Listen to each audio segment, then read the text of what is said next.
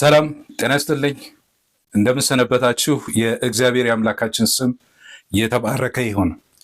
ዛሬ የሐዋርያው ቅዱስ ጳውሎስ መልእክት ወደ ሮሜ ሰዎች ከምዕራፍ 1 እስከ ምዕራፍ 8 ድረስ ያለውን አጠቃላይ አስተምህሮታዊ የሆነውን ዶክትሪናል የሆነውን እግዚአብሔር ለኛ ያደረገውን ምን እንደሆነ ጠቅላላ ሐሳቡን ዛሬ የማጠቃለያ መርሃ ግብራችን ይሆናል። በዚህ መሰረት ከሮሜ ምዕራፍ 1 እስከ ምዕራፍ 8 ድረስ ያለውን እናጠቃልላለን። የእግዚአብሔር አምላካችን ስም የተመሰገነ ይሁን።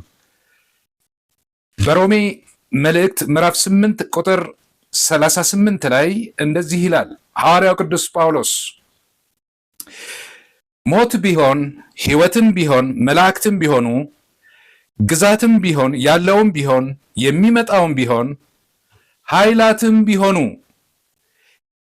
ከፍታም ቢሆን ዝቅታም ቢሆን ልዩ ፍጥረትም ቢሆን በክርስቶስ ኢየሱስ በጌታችን ካለ ከእግዚአብሔር ፍቅር ሊለየን እንዳይችል ተረድቻለሁ ይላል። የእግዚአብሔር አምላካችን ስም የተባረከ ይሁን። ይሄ ከሮሜ ምዕራፍ 1 ጀምሮ እስከ ምዕራፍ 8 ያለውን ሐዋርያው ቅዱስ ጳውሎስ የተረዳውን እግዚአብሔር የገለጠለትን ነገር ከነገረን በኋላ ይሄንን ተረድቻለሁ አለ። ይሄ ቃል በግሪኩ ፔፒየስ ማይ የሚል ነው። ፔፒየስ ማይ ማለት አገባቡ የቅርብ ኃላፊ ነው፣ ፐርፌክት ቴንስ የምንለው ነው እና ደግሞ ተገብሮ ግስ ነው፣ ፓሲቭ ነው፣ ተደራጊ ነው። ስለዚህ ጳውሎስ ይህን ተረድቻለሁ ብሎ ሲል ያስረዳው አካል አለ ማለት ነው። ጳውሎስ እንደኔና እንደናንተ ሰው ነው። እግዚአብሔር የገለጠለትን እግዚአብሔር ያስረዳውን ከእግዚአብሔር የተማረውን ከጌታ ከኢየሱስ ክርስቶስ ከራሱ የተረዳውን የኖረበትን ያስተማረውን ሰዎች የተለወጡበትን እግዚአብሔር የሚከብርበትን የእግዚአብሔርን ወንጌል ጌታ ኢየሱስ ክርስቶስ ገልጦለት ከተረዳ በኋላ ይህን ተረድቻለሁ ይላል። የእግዚአብሔር አምላካችን ስም የተመሰገነ ይሁን። ጳውሎስ ይህንን መልእክት ሲጽፍ በዚህ ባጠናነው ክፍል ውስጥ የሮሜ መልእክት ምዕራፍ 1 ላይ እንዲህ ይላል ጳውሎስ፣ ሐዋርያ ሊሆን የተጠራ የኢየሱስ ክርስቶስ ባሪያ ጳውሎስ በነቢያቱ አፍ በቅዱሳን መጽሐፍት አስቀድሞ ተስፋ ለሰጠው ለእግዚአብሔር ወንጌል ተለየ አለ። ከተለየበት ጊዜ ጀምሮ ለ20 ዓመት ያህል ጳውሎስ ወንጌልን አገልግሏል። በመጨረሻ ላይ ይህንን የተረዳውን እግዚአብሔር ያደረገውን ከተረዳ በኋላ ይህንን ተረድቻለሁ ብሎ ይነግረናል ጳውሎስ። ምንድን ነው የተረዳው? ይሄ ክፍል የሚናገረው ስለ መዳን ነው። እግዚአብሔር ለእኛ ለሰዎች ስላደረገው ስራ ነው የሚናገረው። እስካሁን እንደተመለከት ነው ከምዕራፍ 1 ጀምሮ እስከ ምዕራፍ 8 ድረስ እንዳየነው ይሄ ክፍል የሚናገረው እግዚአብሔር የወደቀውን ሰው ለማዳን ያደረገውን የእግዚአብሔርን ስራ ነው። ዶክትሪን ነው የእግዚአብሔርን ስራ። ከምዕራፍ 9 10 እና 11 ድረስ ያለው ስለ አይሁድ ወገኖቹ ስለ እስራኤላውያን ስለ እነርሱ የሚናገር ክፍል ነው። ስለ መዳናቸው እና ስላለው ሁኔታ የሚናገር ክፍል ነው። ከምዕራፍ 12 ጀምሮ እስከ ምዕራፍ 16 ድረስ እግዚአብሔር ያደረገላቸው የእግዚአብሔርን ማዳን የተቀበሉ ያመኑ ሰዎች እንዴት በቀረው ዘመናቸው መኖር እንዳለባቸው የሚያስረዳ የክርስቲያናዊ ሕይወት ክፍል ነው። ስለዚህ ጳውሎስ አሁን ከምዕራፍ 1 እስከ 8 ድረስ እግዚአብሔር ያደረገውን ነው የሚናገረው። ወገኖቼ ሰው ሁለት ጥያቄ አለው በዚህ ምድር ሲኖር። የትኛውም ሰው አዋቂም ይሁን ያላወቀም ይሁን ድሃም ይሁን ሀብታምም ይሁን ወንድም ይሁን ሴትም ትሁን ሰው ሁሉ በአርአያ ሥላሴ የተፈጠረ ሰው በሕይወቱ የነፍስ ጥያቄ አለው። ሁለት ጥያቄዎች። የመጀመሪያው ጥያቄ ኃጢአተኝነቱን ሰው ያውቃል። ማንም ሳይነግረው እግዚአብሔር ቅዱስ እንደሆነ እንደሚሞት ያውቃል። ነፍስ በአርአያ ሥላሴ የተፈጠረች ስለሆነች እግዚአብሔርን ትፈልጋለች። ስለዚህ ከእግዚአብሔር ጋር እንዴት እታረቃለሁ? እንዴት በእግዚአብሔር ፊት እቆማለሁ? በእግዚአብሔር ፊት እንዴት ጻድቅ ሆኜ መታየት ይችላለሁ የሚለው የሰው የመጀመሪያ ጥያቄ ነው። ይሄንን ለመፍታት ነው ሰዎች ሁሉ የተለያዩ ሃይማኖቶችን የሚከተሉት፣ የነፍስ ጥያቄ ስላለ ነው። ስለዚህ ይሄ አንዱ ጥያቄ ነው። ሁለተኛው ጥያቄ እሺ ወንጌል የተሰበከላቸው ሰዎች ወንጌልን ከሰሙና በኢየሱስ ክርስቶስ እግዚአብሔር ያደረገውን ነገር ከተረዱ በኋላ እንዴት አድርጌስ ያዳነኝን ጌታ ስለ እኔ ኃጢአትና በደል በመስቀል ላይ ተሰቅሎ የሞተልኝን ያን ኢየሱስ ክርስቶስን እርሱን አምኜ የእግዚአብሔርን ልጅነት ካገኘው በኋላ እንዴት አድርጌ በእግዚአብሔር ቤት እኖራለሁ? እኔ ደካማ ሰው ነኝ። እንኳን ከእግዚአብሔር ጋር አብሮ ለመኖር ከሰው ጋር እንኳ ለመኖር እንዴት እቸገራለሁ? ከሰው ጋር እንኳ መኖር አልችልም። እንዴት ከቅዱሱ እግዚአብሔር ጋር እንዴት አብሬ መኖር እችላለሁ? የሚል የነፍስ ጥያቄ አለ። ሐዋርያው ቅዱስ ጳውሎስ በዚህ በ20 ዓመት ሐዋርያዊ አገልግሎቱ ወደ እስር ቤት ገብቶ ከእስር ቤት ውስጥ ሆኖ ከጻፋቸው ከእስር ቤቱ መልእክታት በፊት በአገልግሎት ውስጥ እያለ የመጨረሻ የጻፈው ደብዳቤ የሮሜ መልእክት ነው፣ ባለፈው ጊዜ እንደተመለከት ነው። ስለዚህ ሐዋርያው ጳውሎስ ከ20 ዓመት አገልግሎቱ በኋላ ለሮሜ ሰዎች የጻፈውን ከምዕራፍ 1 እስከ ምዕራፍ 8 ድረስ ያለውን መልእክቱ ሲያጠቃልል ማለት ነው በሕይወት ዘመኔ ውስጥ ሲያስጨንቀኝ የነበረውን የነፍሴን ጥያቄ መልስ ፔፒስማይ ይህን ተረድቻለሁ፣ ይህን አግኝቻለሁ ይለናል። እግዚአብሔር ይመስገን። ጳውሎስ በአይሁድ ሃይማኖት በሕግ ስርዓት እግዚአብሔርን ደስ ለማሰኘት ያላደረገው ነገር የለም። ያለ ነቀፋ ነበርኩም ይላል ፊልጵስዩስ ምዕራፍ 3 ላይ። ነገር ግን ነፍሴ እረፍት አልነበራትም። የነፍሴ እረፍቷ ለነፍሴ እረፍት የሰጠኝ ኢየሱስ ክርስቶስ ነው። ከኢየሱስ ክርስቶስ በስተቀር ሕይወት ለኔ ትርጉም የለውም እያለ እግዚአብሔር ያደረገለትን ነገር የተረዳውን ይሄን ተረድቻለሁ ይለናል።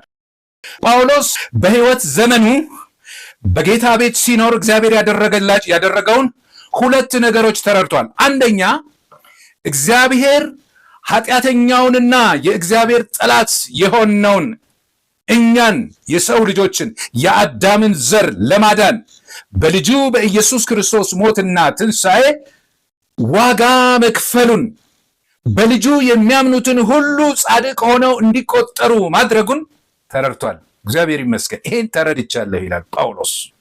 ሁለተኛ ምንድነው የተረዳው ጳውሎስ? ሁለተኛ የተረዳው በኖረበት ዘመን በመከራ ውስጥ ያለፈ ሰው ነው ጳውሎስ።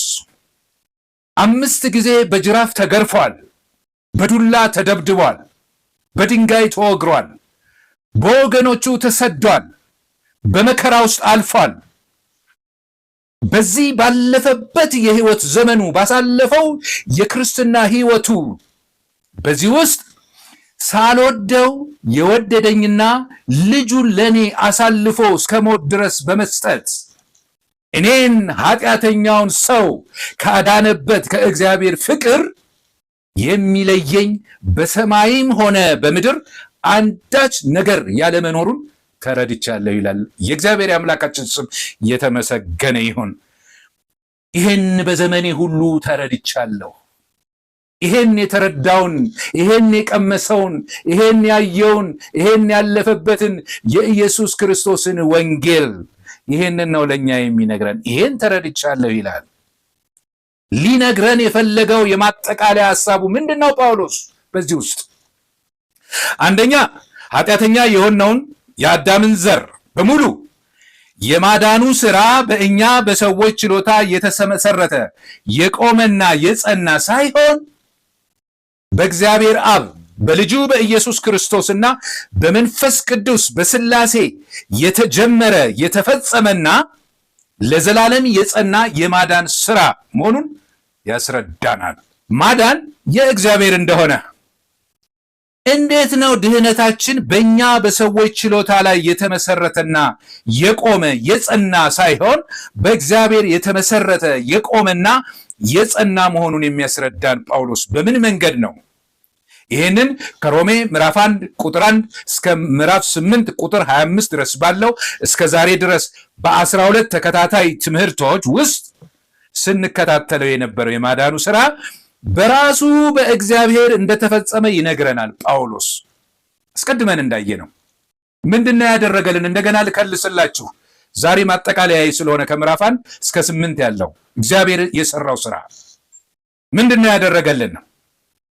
በመጀመሪያ በሮሜ ምዕራፍ 3 ቁጥር 23 ላይ ምንድነው የሚለው?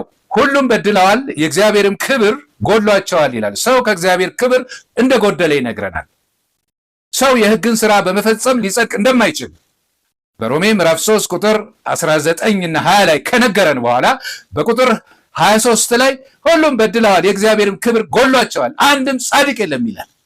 ከዚህ ተነስቶ ይሄን ኃጢአተኛውን ሰው ለማዳን እግዚአብሔር ያደረጋቸውን ነገሮች ይነግረናል። ከዛ ቀጥሎ የምናየው ከሮሜ ምዕራፍ 3 ቁጥር 24 እስከ 28 ድረስ የምንመለከተው ሰዎች ሁሉ በኢየሱስ ቤዛነትና መስዋዕት በመስቀል ላይ በከፈለው ቤዛነት አምነው እንዲድኑ እግዚአብሔር አንድያ ልጁን ለሞት አሳልፎ እንደሰጠ ይነግረናል። ሰዎችን ለማዳን እኛን ኃጢአተኞችን ለማዳን። ሁለተኛ ቤዛነትን በከፈለው በሞተውና በተነሳው በኢየሱስ ክርስቶስ ለሚያምኑ ሰዎች እምነታቸው ጽድቅ ሆኖ እንደተቆጠረላቸው በሮሜ ምዕራፍ 4 ላይ ይነግረናል። በራሳቸው ስራ ሳይሆን ክርስቶስ በሰራው ስራ የሚያምኑ ሰዎች ጻድቅ ተብለው እንዲጠሩ እንዲጸድቁ እግዚአብሔር ማወጁን ይነግረናል። ሶስተኛ በክርስቶስ አምነው የጸደቁ ሰዎች እንዲሁ በጸጋው ያገኙትን መንፈሳዊ በረከቶች ከምዕራፍ 5 ቁጥር 1 ጀምሮ እስከ ምዕራፍ 8 ቁጥር 25 ድረስ ይነግረናል። የተደረገልንን በክርስቶስ ስናምን ምን እንዳገኘ ሲናገር እንዲህ ይላል። በምዕራፍ 5 ላይ ምዕራፍ 5 ቁጥር 1 ላይ እንግዲህ በእምነት ከጸደቅን በእግዚአብሔር ዘንድ በጌታችን በኢየሱስ ክርስቶስ ሰላምን እንያዝ ይላል። ሰላም አለን ነው የሚለው። ኤኮሜን አለን ነው የሚለው። እዚህ ጋር ቨርቡ እንያዝ አይደለም፣ አለን። ያገኘናቸው እንግዲህ ምንድነው? ሰላም አግኝተናል። ወደ ጸጋው በእምነት መቅረብ አግኝተናል። የእግዚአብሔር ክብር ተስፋ ተካፋዮች ሆነናል። ይህ ብቻ አይደለም፣ መከራም መንፈስ ቅዱስንም ትዕግስትንም ተቀብለናል። እነዚህን ሁሉ መንፈሳዊ በረከቶች ባለፈው አይተናል። አራተኛ በክርስቶስ አምነው የጸደቁ ሰዎች ከኃጢአት ባርነት ነፃ መውጣታቸውን በምዕራፍ 6 ላይ ይነግረናል። በክርስቶስ አምነው የጸደቁ ሰዎች በኃጢአት እንዳይኖሩ ከኃጢአት ነፃ እንደወጡ ከክርስቶስ ጋር እንደሞቱና እንደተነሱ። ምን ማለት ነው? ክርስቶስን አምነን ሕይወታችንን ለክርስቶስ ስንሰጥ ከክርስቶስ ጋር እንደሞትን ለኃጢአት በትንሣኤው ደግሞ ሕያው ሆነን ከክርስቶስ ጋር እንደተነሳን ሮሜ ምዕራፍ 6 ላይ ባለፈው ጊዜ ተመልክተናል። ይሄን እንመለከታለን። በምዕራፍ 7 ላይ እንግዲያውስ ከክርስቶስ ጋር ሞተን ከተነሳን ለኃጢአት ብቻ ሳይሆን ልንፈጽመው ካልቻልነው ከሚከሰን ከሕግ ነፃ እንደወጣን ጳውሎስ ይናገራል። ለሕግ ምን ሆኛለሁ? ሞቻለሁ። ሕግም ሆነ ኃጢአት የሚሰራው ሕያው በሆነ ላይ ነው። በሞተ ላይ ኃጢአትም አይሰራም ሕግም አይሰራም። ምክንያቱም የኃጢአት ዋጋው ሞት ነው። ሕግን ያልፈጸመም ሰው የሚጠብቀው ሞት ነው። ስለዚህ በሞተ ሰው ላይ ኃጢአትም ሕግም ስለማይሰራ ከኃጢአትና ከሕግ ባርነት ነፃ ወጥተናል ይላል ጳውሎስ። የእግዚአብሔር አምላካችን ስም የተመሰገነ ይሁን። ምዕራፍ 8 ላይ የምንመለከተው ምንድን ነው? በክርስቶስ አምነው የጸደቁ ሰዎች ኩነኔ እንደሌለባቸው ይናገራል። እንግዲህ በክርስቶስ ኢየሱስ ላሉት አሁን ኩነኔ የለባቸውም ይላል። እግዚአብሔር ይመስገን። ኩነኔ ማለት የፍርድ ውሳኔ ማለት ነው። ከፍርድ ነፃ ናቸው ማለት ነው። ይህን ባለፈው ተመልክተናል። የዮሐንስ ወንጌል ምዕራፍ 3 ከቁጥር 16 ጀምሮ እስከ 18 ድረስ ይሄን መመልከት እንችላለን። ከፍርድ ነፃ ሆነናል። በክርስቶስ ውስጥ ያለን ሰዎች ማለት ነው፣ ክርስቲያኖች ማለት ነው። እንግዲያው በክርስቶስ ውስጥ ያልሆኑ ሰዎች፣ ክርስቶስን ያላመኑ ሰዎች በፍርድ ውስጥ ነው ያሉት ማለት ነው። አሁን ተፈርዶባቸዋል ይላል። እንደውም ዮሐንስ ወንጌል ምዕራፍ 3 ቁጥር 17 እና 18 ላይ እንዲሁም ደግሞ በዚሁ በሮሜ መልእክት ምዕራፍ 8 ከቁጥር 14 እስከ 15 ድረስ በክርስቶስ ኢየሱስ አምነው የጸደቁ ሰዎች፣ በእግዚአብሔር ፊት ተቀባይነትን ያገኙ፣ ልጅነትን ያገኙ ሰዎች፣ የእግዚአብሔር ልጆች በእግዚአብሔር መንፈስ የሚመሩ የእግዚአብሔር ልጆች መሆናቸውን ጳውሎስ ይናገራል። የእግዚአብሔር ልጆች ናቸው፣ በእግዚአብሔር መንፈስ የሚመሩ አለ። ምክንያቱም በኢየሱስ ክርስቶስ ስናምን ክርስቶስ በእኛ ውስጥ ያድራል። ክርስቶስ በእኛ ውስጥ ሲያድር የእግዚአብሔር መንፈስ ውስጣችን ያድራል። ይሄንን ሁሉ ያደረገው እግዚአብሔር ነው። አባ አባ ብለን የምንጮህበትን የልጅነትን መንፈስ ሰጠን። ተመልከቱ ወገኖቼ፣ እንግዲህ ይሄ ልጅነት፣ ይሄ ከኩነኔ ነፃ መውጣት፣ ከኃጢአት ባርነት ነፃ መውጣት፣ ከሕግ ባርነት ነፃ መውጣት፣ የእግዚአብሔር ልጅ መሆን፣ ከክርስቶስ ጋር ሞቶ መነሳትና አዲስ ሕይወት መቀበል፣ በእግዚአብሔር ፊት ጻድቅ መባል፣ እነዚህ ሁሉ ከእኛ ያደረግነው አስተዋጽኦ፣ ከእኛ የተደረገ ምንም ነገር የለም። ምንም ነገር የለም። ይሄንን ያደረገው እግዚአብሔር ነው። ይሄንን ያደረገው እግዚአብሔር በልጁ በኢየሱስ ክርስቶስ ነው። የኛ ተሳትፎ የለበትም። በዚህ ውስጥ የምንመለከተው እኛ በኢየሱስ ክርስቶስ ማመን ብቻ ነው። ምንም አስተዋጽኦ ያደረግነው ነገር የለም። እስኪ ተመልከቱ። ስለ ኃጢአታችን ስርየት እኛ የከፈልነው ነገር አለ? የለም። ልጅነትን ለማግኘት እኛ የምንሰራው ስራ አለ? የለም። ከኃጢአት ባርነት ነፃ ለመውጣት ከክርስቶስ ጋር ሞተን ለመነሳት እኛ የምናደርገው ነገር አለ? አንዳች ነገር የለም። ከፍርድ ነፃ ለመውጣት በራሳችን ያደረግነው ነገር የለም። ይሄ ሁሉ የተፈጸመው በእግዚአብሔር ነው። ስለዚህ ይሄ ከሮሜ ምዕራፍ 1 እስከ ምዕራፍ 8 ድረስ ያለው እግዚአብሔር ለኛ በልጁ በኢየሱስ ክርስቶስ ያደረገውን እኛም ደግሞ በማመናችን ምክንያት የተቀበልነውን የእግዚአብሔርን በረከት የሚናገር የዶክትሪን የትምህርት ክፍል ነው ማለት ነው። እግዚአብሔር ይመስገን። ስለዚህ ጳውሎስ ይሄን ተረድቻለሁ ይላል። እንግዲህ በክርስቶስ አምነው የእግዚአብሔርን ልጅነት ያገኙ ዳግም የተወለዱ ሰዎች ከዳኑ በኋላ ወዲያውኑ ወደ ሰማይ አልተወሰድንም። የምንኖረው በዚህ በወደቀ ዓለም ነው። በዚህ መከራ ባለበት ዓለም ነው። ክርስቶስን ተስፋ እያደረግን የምንኖርበት በዚህ ዓለም ነው። ስለዚህ በክርስቶስ ኢየሱስ አምነው የጸደቁ ሰዎች፣ ልጅነትን ያገኙ፣ የእግዚአብሔር መንፈስ ማደሪያ የሆኑ፣ የኃጢአት ስርየትን ያገኙ፣ ከፍርድና ከኩነኔ ነፃ የወጡ፣ አባ አባ ብለን የምንጮህበትን የልጅነት መንፈስ የተቀበልን ክርስቲያኖች የምንኖረው በዚህ ዓለም ነው። ስለዚህ በዚህ ምድር ስንኖር የክርስቶስ ሕይወት፣ የክርስቶስ መከራ ተካፋዮች እንደሆን በሮሜ ምዕራፍ 8 ከቁጥር 17 እስከ 25 ድረስ ባለፈው ተመልክተናል። እኛም እንቃትታለን፣ ፍጥረትም ይቃትታል። በእኛ ውስጥ ያደረው መንፈስ ቅዱስ እርሱም በማይነገር መቃተት ስለኛ ይቃትታል። ሆፐር ኢንቱ ካኔ ያልነው ማለት ነው ባለፈው። በዚህ ምድር ስንኖር ማለት ነው። የእግዚአብሔር አምላካችን ስም የተመሰገነ ይሁን።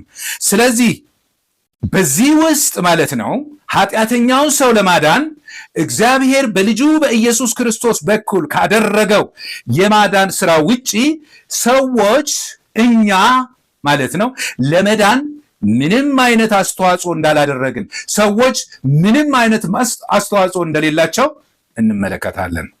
ስለዚህ ጳውሎስ ይህን ተረድቻለሁ ይላል። ፔፔስማይ ይላል። እግዚአብሔር ይመስገን። ይህን ተረድቻለሁ ሲል ፈጽሞ በቃ ሙሉ መረዳት አለኝ ነው የሚለው። የጳውሎስ ሁለተኛው መረዳት ምንድን ነው? ሁለተኛው መረዳት በክርስቶስ አምነው የጸደቁና መንፈሳዊ በረከቶችን የተቀበሉ ምዕመናን፣ ቅድም የጠየቅነው ሁለቱ ጥያቄ ማለት ነው። በእግዚአብሔር ቤት እንዴት እኖራለሁ ከጸደቅኩ በኋላ የሚለውን ማለት ነው። ከዳኑ በኋላ በዚህ ምድር ሲኖሩ እግዚአብሔር አብ፣ እግዚአብሔር ወልድና እግዚአብሔር መንፈስ ቅዱስ የሚያደርጉላቸውን እርዳታ ከሮሜ ምዕራፍ 8 ቁጥር 26 እስከ 39 ድረስ በመዘርዘር የድህነታችን ዋስትና በእግዚአብሔር መሆኑን እንደተረዳ ይህን ተረድቻለሁ ፔፒስማይ ይለናል። እግዚአብሔር ይመስገን። ተመልከቱ፣ ያዳነን እግዚአብሔር ነው በልጁ በኢየሱስ ክርስቶስ። አሁን ከቁጥር 26 ጀምሮ እስከ 39 ድረስ ደግሞ የሚነግረን የዳንን ሰዎች በእግዚአብሔር ቤት ስንኖር አሁንም የድህነታችን ዋስትና ጋራንቲ በእኛ ላይ የቆመ ሳይሆን በእግዚአብሔር ላይ የተመሰረተ ነው። ስለዚህ ምን ይላል ጳውሎስ ይህንን አስመልክቶ? ምዕራፍ 8 ቁጥር 37 ጀምሮ ላንብበው። በዚህ ሁሉ ግን በወደደን በእርሱ ከአሸናፊዎች እንበልጣለን። ሞት ቢሆን ሕይወትም ቢሆን መላእክትም ቢሆኑ ግዛትም ቢሆን ያለውም ቢሆን የሚመጣውም ቢሆን ኃይላትም ቢሆኑ ከፍታም ቢሆን ዝቅታም ቢሆን ልዩ ፍጥረትም ቢሆን በክርስቶስ ኢየሱስ በጌታችን ካለው ከእግዚአብሔር ፍቅር ሊለየኝ እንዳይችል ፔፒየስማይ ተረድቻለሁ ይላል። የእግዚአብሔር የአምላካችን ስም የተመሰገነ ይሁን። ማንም ሊለየኝ አይችልም። ያለውም የሚመጣውም በሰማይም በምድርም በየትኛውም ቦታ ያለ በየትኛውም ዘመን ያለ የትኛውም ኃይል ከእግዚአብሔር ፍቅር እግዚአብሔር እኔን ከወደደበት ከዛ ፍቅር የሚለየኝ ማንም የለም። ጌታ ኢየሱስ ምን አለ? ከእጆቼ ማንም አይነጥቃቸውም አለ ጌታ። እግዚአብሔር ይመስገን፣ እውነተኛ የበጎች እረኛ። ስለዚህ ዋስትናችን ማለት ነው በጌታ በኢየሱስ ክርስቶስ በእግዚአብሔርና በመንፈስ ቅዱስ ላይ ያለ ነው ማለት ነው። እርሱ እንደጀመረ እርሱ ይጨርሰዋል መዳናችንን። ይሄንን ነው ከምዕራፍ 1 እስከ 8 ድረስ የምንረዳው። የኛ ድርሻ ምንድነው የሚለውን በሚቀጥለው ከምዕራፍ 12 ጀምሮ እስከ 16 ድረስ እንመለከታለን። ስለዚህ 4 ነገሮችን አሁን እንመለከታለን ከሮሜ ምዕራፍ 8 ቁጥር 26 እስከ 39 ድረስ ያለው። አንደኛው የምናየው የመንፈስ ቅዱስ እርዳታን ነው። ሮሜ ምዕራፍ 8 ከቁጥር 26 እስከ 27 ድረስ ባለፈው የተመለከትነው ማለት ነው። መንፈስ ቅዱስ የእግዚአብሔር ፈቃድ በምዕመኑ ሕይወት ውስጥ እንዲፈጸም እንዲከናወን በማይነገር መቃተት ስለኛ ይማልዳል፣ ይረዳናል ብለናል።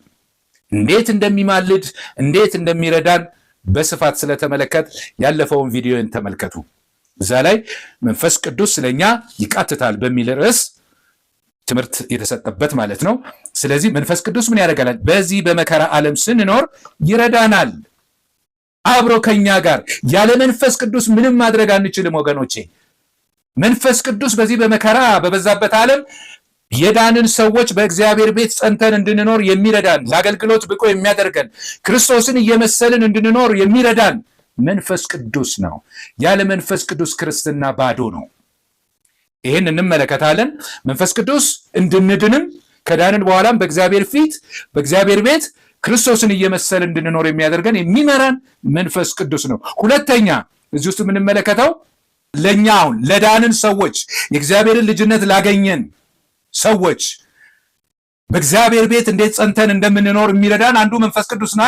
ሁለተኛ የእግዚአብሔር አብ እርዳታ ነው። ይህንን ከቁጥር 28 እስከ 30 ድረስ እንመለከታለን። እንዲህ ይላል፣ እግዚአብሔርንም ለሚወዱት እንደ ሐሳቡም ለተጠሩት ነገር ሁሉ ለበጎ እንዲደረግ እናውቃለን። ልጁ በብዙ ወንድሞች መካከል በኩር ይሆን ዘንድ አስቀድሞ ያወቃቸው የልጁን መልክ እንዲመስሉ አስቀድሞ ደግሞ ወስኗልና፣ አስቀድሞም የወሰናቸውን እነዚህን ደግሞ ጠራቸው፣ የጠራቸውንም እነዚህን ደግሞ አጸደቃቸው፣ ያጸደቃቸውንም እነዚህንም ደግሞ አከበራቸው። እግዚአብሔር። የእግዚአብሔር የአምላካችን ስም የተመሰገነ ይሁን። እዚህ ውስጥ የምንመለከተው የእግዚአብሔርን ሉዓላዊነት ነው የምናየው። የእግዚአብሔርን ሉዓላዊነት ምን ማለት ነው? እግዚአብሔር በዙፋኑ ላይ መሆኑን ወገኖቼ። እግዚአብሔር ይቆጣጠራል፣ እግዚአብሔር ይመግባል፣ እግዚአብሔር ያመቻቻል፣ እግዚአብሔር ነገርን ሁሉ ለበጎ ያደርጋል። ስለዚህ የእግዚአብሔርን ሉዓላዊነት ካልተረዳን ይሄ የተሰጠው ተስፋ ለኛ ሊሆን አይችልም። ስለዚህ አንድ ማስጠንቀቂያ መናገር እፈልጋለሁ እዚህ ላይ። ብዙ ወገኖች ይሄንን ምንባብ ከአውዱ ውጪ ገንጥለውና አውጥተው ለራሳቸው ፍላጎትና ለራሳቸው ጥቅም ሲጠቀሙበት እናያለን። ሊጠቀሙበትም ይፈልጋሉ። ነገር ግን ይሄ የሚናገረው በእኛ ፍላጎት ላይ የተመሰረተ ያለ መሆኑን ነው። የዚህ ጉዳይ ባለቤት ነገርን ሁሉ ለበጎ አድርጎ የሚሰራው እግዚአብሔር ነው። እንደኛ ፍላጎት ሳይሆን እንደራሱ እንደ እግዚአብሔር ፍላጎት የሚደረግ ተስፋ ነው ለበጎ የሚለው። ስለዚህ እግዚአብሔር ነገርን ሁሉ ለበጎ ያደርገዋል ማለት እግዚአብሔር ለክብሩና ለምስጋናው ያደርገዋል ማለት ነው። የእግዚአብሔር አምላካችን ስም የተመሰገነ ይሁን። ምክንያቱም ፍጥረት ሁሉ የተፈጠረው ለእግዚአብሔር ክብር ነው። ሶስተኛ ይሄ ተስፋ ቃል እግዚአብሔር ነገርን ሁሉ ለበጎ ያደርገዋል ማለት ምን ማለት ነው? ልጁ በብዙ ወንድሞች መካከል በኩር ይሆን ዘንድ አስቀድሞ ያወቃቸው የልጁን መልክ እንዲመስሉ አስቀድሞ ደግሞ ወስኗልና ይላል። ስለዚህ እግዚአብሔር ነገርን ሁሉ ለበጎ ያደርገዋል ማለት የልጁን የኢየሱስ ክርስቶስን መልክ እንድንመስል ያደርገዋል ማለት ነው፣ ነገርን ሁሉ። ስለዚህ በእኛ ሕይወት ውስጥ በዚህ ዓለም ስንኖር ነገሮች ሁሉ በዙሪያችን ያለው በመከራው፣ በፈተናው፣ በከፍታው፣ በዝቅታው፣ በማግኘት በማጣቱ ነገሮች ሁሉ ሱኔርጌ ይላል ግሪኮ አንድ ላይ ሆነው እግዚአብሔር አንድ ላይ አድርጎ ለበጎ ያደርገዋል ማለት ክርስቶስን እንድንመስል ያደርገናል ማለት ነው። የእግዚአብሔር ዓላማ እኛን በኢየሱስ ክርስቶስ ያዳነን የልጁን መልክ እንድንመስል ነው። እኛን ብቻ አይደለም። የእግዚአብሔር ዓላማ ዓለሙ ሁሉ በኢየሱስ ክርስቶስ ለመጠቅለል ነው። ፍጥረት ሁሉ ለእግዚአብሔር ለክብሩና ምስጋናው እንዲሆን ነው። የእኛ መዳን ለእግዚአብሔር ለክብሩና ለምስጋናው እንደሆነ በኤፌሶን ምዕራፍ 1 ቁጥር 6 እና 8 ላይ ይሄን እንመለከታለን። ያዳነን ለስሙም ክብርና ምስጋና እንድንሆን ነው። የእግዚአብሔር አምላካችን ስም የተመሰገነ ይሁን። አራተኛ እዚህ ውስጥ የምንመለከተው ነገርን ሁሉ የሚያደርገው ለሚወዱት ነው። ለሚወዱት እንደ ሐሳቡም ለተጠሩት ነው። ምን ማለት ነው? እግዚአብሔር ሁላችንን ወዶናል፣ ኃጢአተኞች ሆነን፣ ግን ለእግዚአብሔር ፍቅር መልስ ለሰጡ እርሱ ስለወደደን አስቀድሞ እኛም እንወደዋለን። ስለዚህ እግዚአብሔርን በኢየሱስ ክርስቶስ አምነን ፍቅሩ ግድ ብሎን ወደ እርሱ ለመጣን ሰዎች ማለት ነው። ይኸውላችሁ ይሄ በጎ ነገር ሁሉ የሚሆነው እግዚአብሔርን ለሚጠሉ አይደለም፣ ክርስቶስን ለሚጠሉ አይደለም፣ የክርስቶስ የሆኑትን ወገኖች ለሚያሳድዱ አይደለም። ይሄ እግዚአብሔርን ለሚወዱ እንደ ሐሳቡም ለተጠሩ፣ ሐሳቡ የእግዚአብሔር ሐሳብ ዓለም ሁሉ በልጁ በኢየሱስ ክርስቶስ አምኖ እንዲድን ነው፣ ልጁን እንዲመስሉ ነው። ስለዚህ በክርስቶስ ውስጥ የሌሉትን ይህ ተስፋ አይመለከትም ማለት ነው። ይህ ዋስትና ለእነርሱ አያመለክትም። ይሄ በሙሉ የሚናገረው ለክርስቲያኖች ያለንን ዋስትና ነው። የእግዚአብሔር አምላካችን ስም የተመሰገነ ይሁን። አራተኛ ነገርን ሁሉ ለበጎ ያደርገዋል ማለት በዘላለማዊው የእግዚአብሔር አጀንዳ ውስጥ ለሰዎች መዳን ያደርገዋል ማለት ነው፣ ሰዎች እንዲድኑ። አምስተኛ ይሄንን እዚህ ውስጥ የምንመለከተው ነገርን ሁሉ ለበጎ ያደርገዋል ማለት የክርስቶስ ባህሪ ተካፋዮች፣ የቅድስና ባህሪው ተካፋዮች እንድንሆን ያደርገናል ማለት ነው እንጂ ጊዜያዊ ደስታን፣ ቁሳዊ ጥቅምን እንድናገኝ ሳይሆን በቅድስና እንድናድርግ ያደርገናል ማለት ነው። ስለዚህ አሁን እዚህ ውስጥ የምንመለከተው ነገርን ሁሉ እግዚአብሔር ለበጎ ያደርገዋል ማለት እኛ እንደምንፈልገው ይሆናል ማለት አይደለም። እኛ እንደምንፈልገው አይደለም። ያሰብነው ሁሉ ይከናወንልናል ማለትም አይደለም። እግዚአብሔር ሁሉን ነገር ለደስታ፣ ለሀብት፣ ለብልጽግና፣ ታዋቂ ለመሆን አደርግላችኋለሁ አላለም። አስተውሉ ወገኖቼ፣ መጽሐፍ ቅዱስ እግዚአብሔር ሁሉን ነገር ለደስታ፣ ሁሉን ነገር ለታዋቂነት፣ ሁሉን ነገር ባለጸጋ ለመሆን ያደርግላችኋል የሚል የለም። በአዲስ ኪዳን ውስጥ ስለ ስሜ መከራ ትቀበላላችሁ፣ መስቀላችሁን ተሸክማችሁ ተከተሉኝ፣ በዚህ ዓለም ሳላችሁ መከራ አለባችሁ፣ ዓለም እኔን እንደጠላኝ እናንተንም ትጠላቸዋለች፣ በእኔ ላይ ክፉ አድርገው ከሆነ በእናንተ ላይም ክፉ ያደርጉባቸዋል፣ እናንተን የሚገድል እግዚአብሔርን የሚያገለግል የሚመስልበት ዘመን ይመጣል እያለ ነው ጌታም የተናገረው።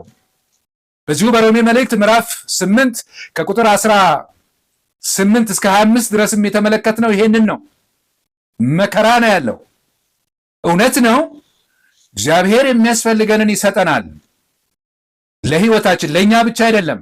እግዚአብሔር ፍጥረቱን ይመግባል፣ እግዚአብሔር ፍጥረቱን ይጠብቃል፣ ፀሐይን ያወጣል፣ ዝናብን ያዘንባል፣ ጤናን ይሰጣል ለሁሉም ሳያዳላ። ነገር ግን ለእኛ የተደረገልን ለዚህ ለምድራዊ ነገር አይደለም። ከምድራዊ ነገር ያለፈ ነው፣ ሰማያዊ ነው፣ ዘላለማዊ ነው። ይሄ ምድር የምንኖርባት የጊዜዋ ምድር ናት። ለጊዜው በስደተኝነት በመጻተኝነት የምንኖርበት ምድር ነው። በዚህ ስንኖር እግዚአብሔር የሚያስፈልገንን ሁሉ እንደ ባለጠግነቱ ይሰጠናል፣ ይባርከናል። በህመም እንኳ ቢኖርብን ህመማችንን እግዚአብሔር ቢፈውሰን ለእኛ ጥቅም፣ ለእግዚአብሔር ደግሞ ክብር ነው። ነገርን ሁሉ ለበጎ ያደርገዋል። ስለዚህ በዚህ ምድር ስንኖር ለበጎ ያደርገዋል ማለት ክርስቲያኖች አይራቡም ማለት አይጠሙም ማለት አይደለም ወገኖቼ። እንራባለን፣ እንጠማለን፣ እንታመማለን፣ እንሰደዳለን። መከራ የለባችሁም አላለም ጌታ። አትሞቱም አላለም፣ እንሞታለን። አንዳንድ ሰዎች አንሞትም የሚሉ አሉ።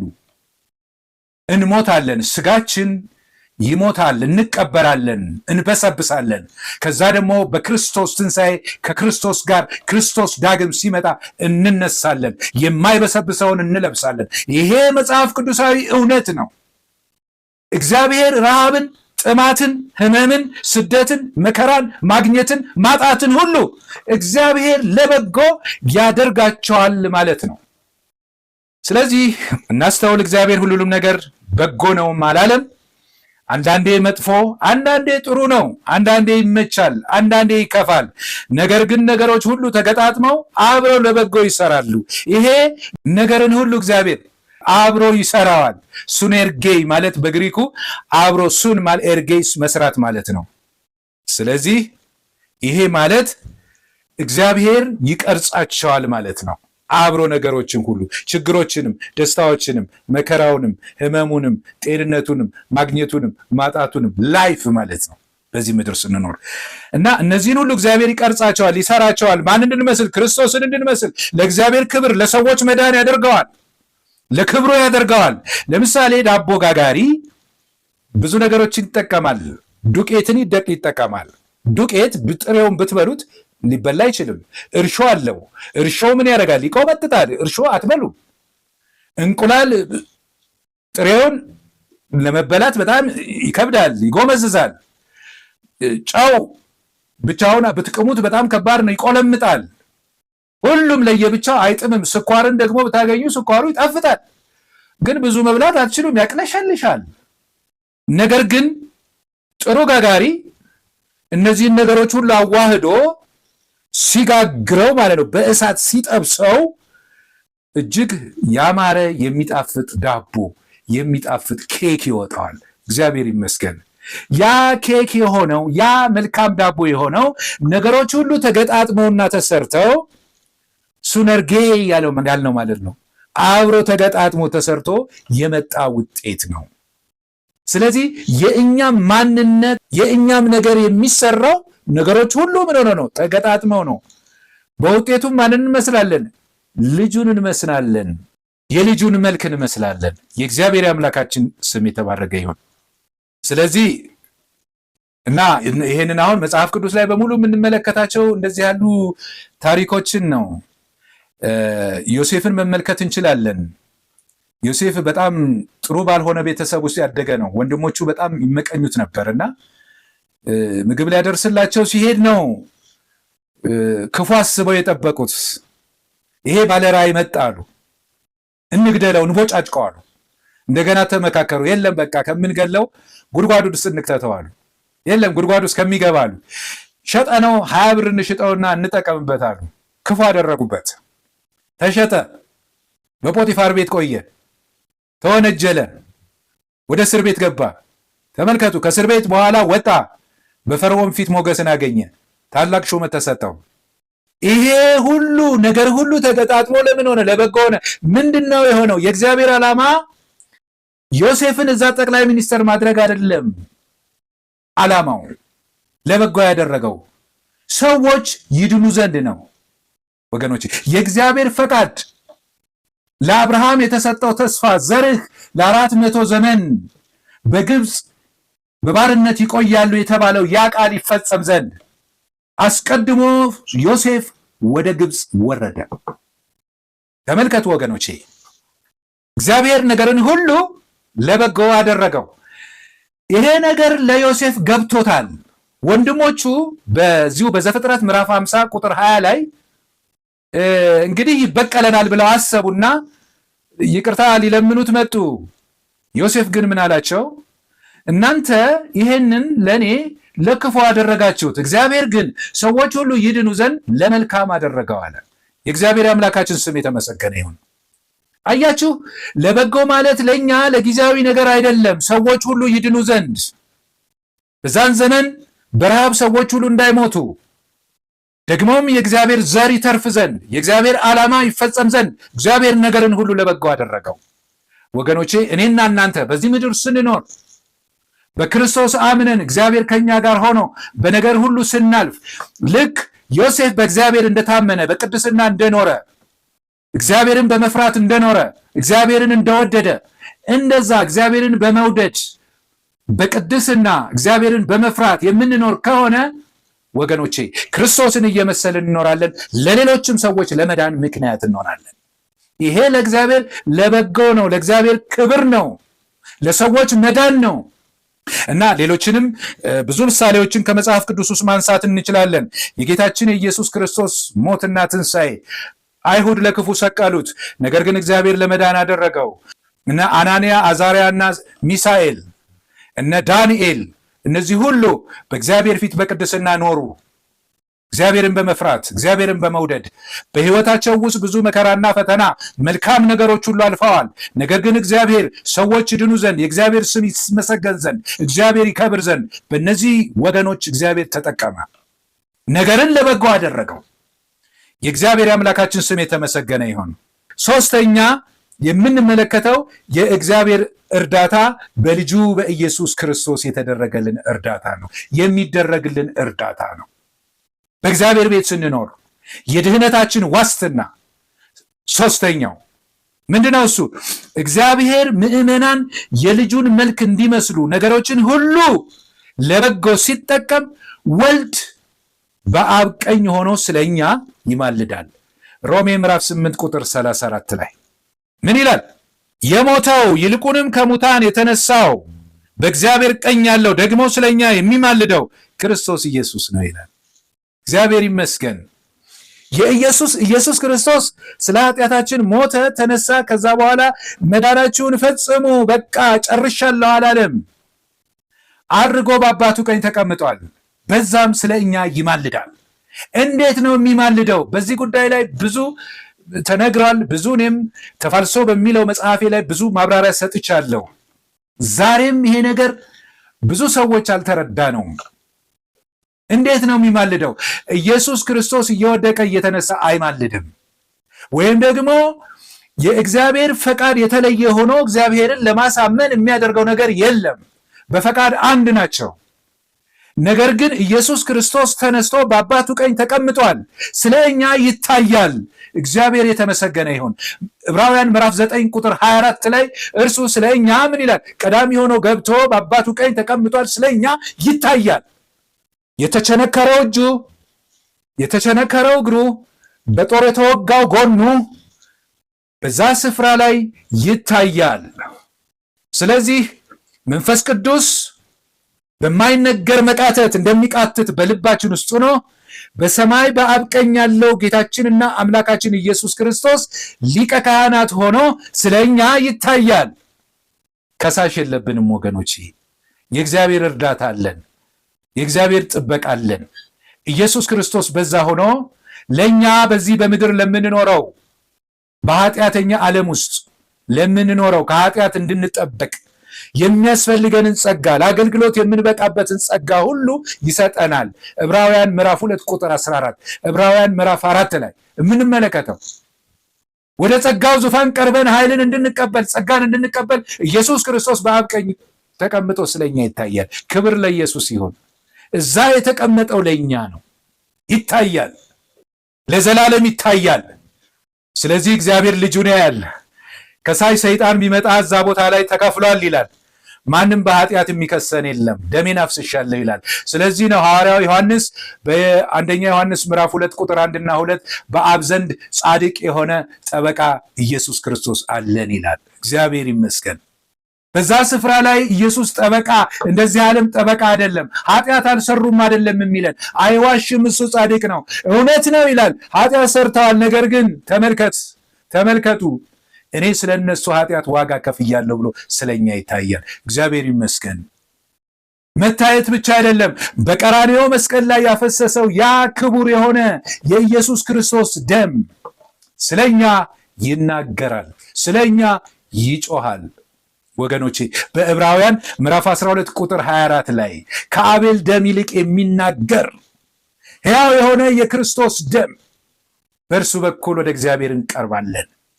የአቤል ደም ወንድሜ ገደለኝ እያለ ክስ ይናገራል፣ ይከሳል። የኢየሱስ ክርስቶስ ደም ግን እኔ ስለ እነዚህ ስለ ኃጢአተኞች ዋጋ ከፍያለሁ፣ ደሜን አፍስሼላቸዋለሁ፣ ዋጋ ተከፍሏል ብሎ ስለኛ ዋጋ እንደተከፈለ ይናገራል ጠበቃ ሆኖ። ክብር ለኢየሱስ ይሁን። የእግዚአብሔር አምላካችን ስም የተመሰገነ ይሁን። ይሄ ለማን ነው? እኛ በክርስቶስ አምነን ለዳንን ሰዎች የድህነታችን ዋስትና ነው። ይሄ በኢየሱስ ክርስቶስ ላላመኑ ሰዎች አይደለም። ይሄ ተስፋ ክርስቶስ በአብ ቀኝ የተቀመጠው የሚታየውና የሚጮኸው ላመኑ ሰዎች ነው።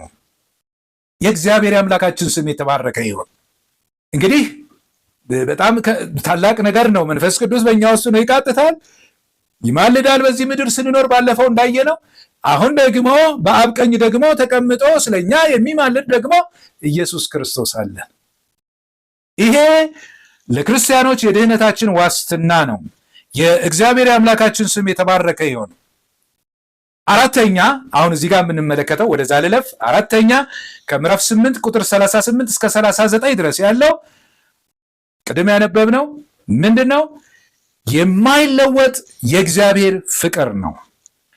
ምዕመናን እግዚአብሔርን እየመሰልን ልጆን እየመሰልን እያደግን እንድንኖር እግዚአብሔር ነገርን ሁሉ መከራውን፣ ፈተናውን፣ ሞት እንኳ ቢሆን ማለት ነው ሁሉን ከሚቆጣጠረውና ከወደደንና ልጁን ለሞት አሳልፎ እስከ መስጠት ድረስ ከወደደን ከእግዚአብሔር ፍቅር ሊለየን የሚችል ማንም የለም። እግዚአብሔር ይመስገን።